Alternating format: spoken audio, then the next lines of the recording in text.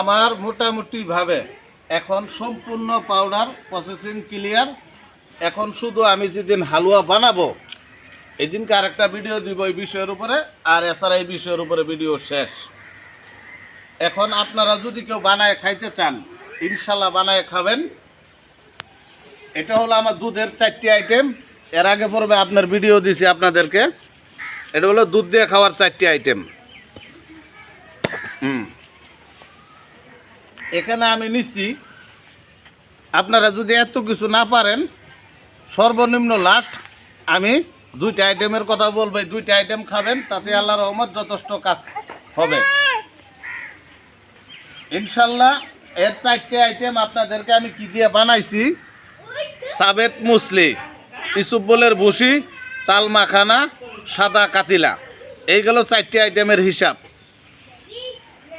এখানে আমি নিছি বীর্যমণি, শিমলের মূল, তাল মাখানা, অশ্বগন্ধা, আলখুসি, বিন্দু শক্তি, তেতোয়ের বিচি। এই যে তেতোয়ের বিচিটা এখনো মিক্স করি নাই, তেতোয়ের বিচি।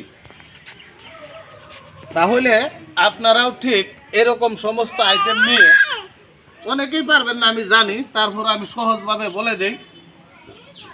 এই আইটেমটা রাত্রে দুধ দিয়ে খাবেন তৈরি করে, আর তেতোয়ের বিচি আর অশ্বগন্ধা নেবেন, পাটনায়া অরিজিনাল অশ্বগন্ধা নেবেন আর তেতোয়ের বিচি নেবেন। এই 2টাকে সমন্বয় পাউডার করবেন। 1 চামচ পরিমাণ, ছোট চামিচের 1 চামচ পরিমাণ মধু দিয়ে সকালবেলা গোলায় খালি পেটে খাবেন। ঘুমের ঘাটতি থাকলে ঘুমের একদম দেখবেন যে রাত্রে শুইলে আল্লাহর রহমত ঘুমায় পড়ব। যাদের ঘুমের ঘাটতি তারা সকালে খাবেন এই দুধের মিশ্রণ, আর রাত্রে অশ্বগন্ধা আর তেতোয়ের বিচি আর কি।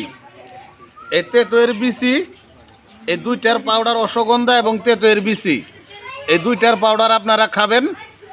আল্লাহর রহমত রাত্রে যখন 1 চামচ পরিমাণ 2টা সমন্বয় মিশিয়ে খাবেন, আপনার ঘুমের ঘাটতি থাকলে পূরণ হয়ে যাবে এবং শরীরের ব্যথা, আড়ু কোমর ব্যথা, এগুলারও উপকার পাবেন। আর বিশেষ করে স্বল্পতে টাইম শেষ হয়ে যায়।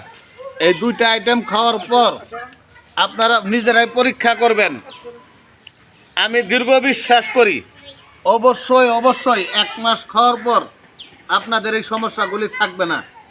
শারীরিক যে সমস্যাগুলি এটি 100% আল্লাহ চাহিত সমাধান হবে। আল্লাহ না চাইলে কিছুই সম্ভব না।